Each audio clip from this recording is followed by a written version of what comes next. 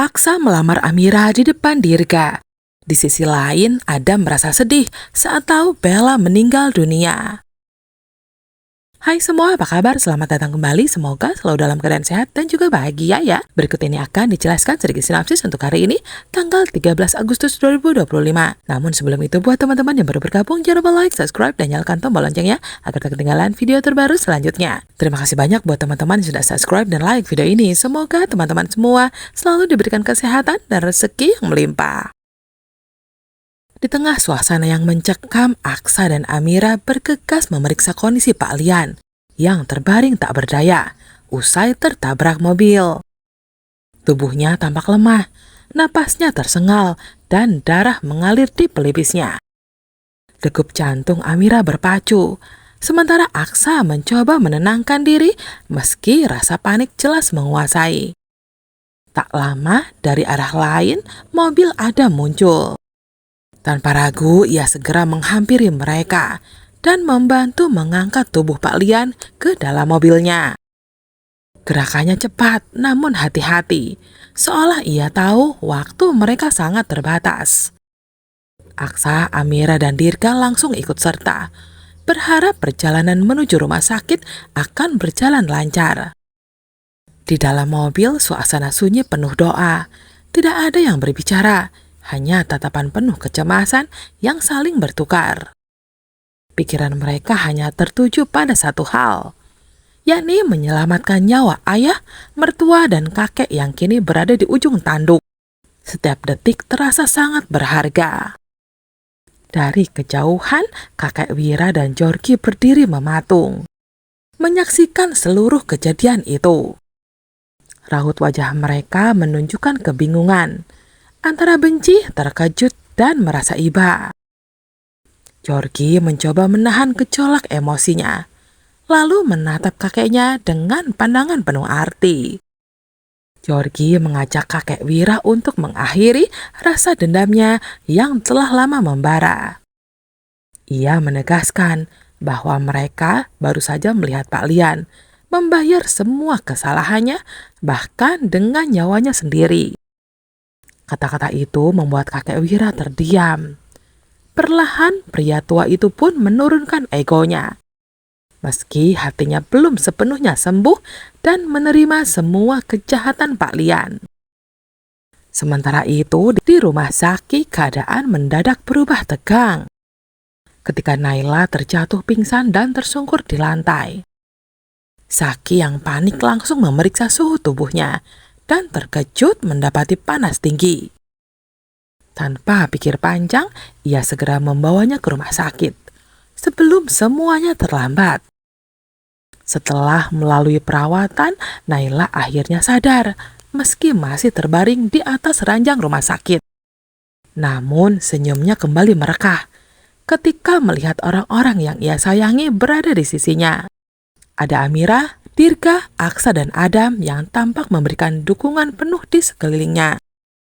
Di momen itu, kebahagiaan terasa menghangatkan ruangan. Ada harapan bahwa Aksa dan Amira sudah mengetahui bahwa Naila adalah putri kandung mereka yang selama ini hilang. Jika benar, maka lengkaplah sudah kebahagiaan mereka kini. Karena bisa bersatu kembali dengan dua anak kembarnya yang telah lama terpisah. Namun kebahagiaan itu ternyata tidak luput dari tatapan Galang yang muncul diam-diam di balik jendela. Matanya menyala penuh amarah, menatap tajam ke arah mereka. Kenyataan bahwa anak-anak itu kembali ke pelukan Aksa dan Amira membuat hatinya semakin membara. Galang merasa semua upayanya selama ini sia-sia. Rencana memisahkan dan menghancurkan keluarga itu gagal total. Takdir seakan selalu berpihak kepada Aksa dan Amira yang tetap teguh meski dihantam berbagai ujian. Ia hanya bisa menahan geram, menggigit bibir, dan memendam dendam. Di saat yang sama, Adam menerima telepon dari pihak penjara. Kabar duka pun datang. Bella meninggal dunia. Bergegas ia menuju ke ruang jenazah, menatap tubuh yang terbujur kaku di balik kain putih. Tak terasa air matanya terjatuh, mengenang masa lalu bersama Bella, meski hubungan mereka harus berakhir dengan perceraian. Sementara itu, Aksa bersama Amira dan Dirga berada di sebuah tempat yang sudah dipersiapkan oleh pria itu. Ia segera mengeluarkan kotak kecil dari saku jasnya, lalu berlutut di hadapan Amira. Cincin indah itu disematkan di jari manisnya, disertai janji untuk tidak pernah lagi berpisah. Melihat semua itu, tentunya Amira begitu terharu. Begitupun dengan Dirga tersenyum lebar, karena ia akhirnya bisa bertemu dan mengetahui siapa ayah kandungnya. Di sisi lain, Pak Bastian dan Talita baru saja selesai melakukan tes DNA. Dengan penuh keyakinan, Pak Bastian mengatakan bahwa Talita tak perlu khawatir, karena ia menjamin bahwa Aksa tak akan pernah menikah dengan Amira sebelum ia melihat hasil tes DNA itu. Namun, belum juga Talita meresponnya, pandangannya secara tak sengaja melihat ke arah Aksa yang pada saat itu tengah menyematkan cincin di jari Amira. Ia pun memberitahukan Pak Bastian apa yang terjadi di sana. Melihat momen itu, tentunya Pak Bastian merasa emosi serta kecewa. Padahal Talita sangat berharap jika Aksa bisa menjadi ayah untuk bayi yang ada di kandungannya. Namun, tampaknya Talita harus rela mengubur dalam-dalam rencananya itu. Kini Pak Bastian dan Talita sudah mati kutu karena kekuatan cinta Aksa dan Amira yang tak mungkin bisa dirusak lagi. Tak hanya Talita, Galang pun telah dibuat murka saat melihat Aksa tengah melamar Amira. Kekecewaannya semakin bertambah secara bertubi-tubi setelah melihat kebahagiaan yang sedang dirasakan Amira dan Aksa. Belum juga Amira dan Pak Lian menikmati kebahagiaan atas selamatnya Dirga, segalanya berubah drastis ketika sebuah mobil menabrak Pak Lian.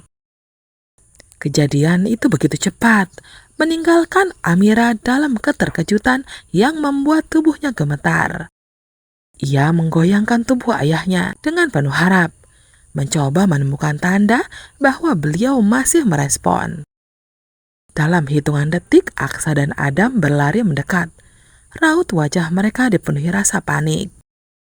Tanpa membuang waktu, Pak Lian segera dibawa ke rumah sakit untuk mendapatkan perawatan intensif.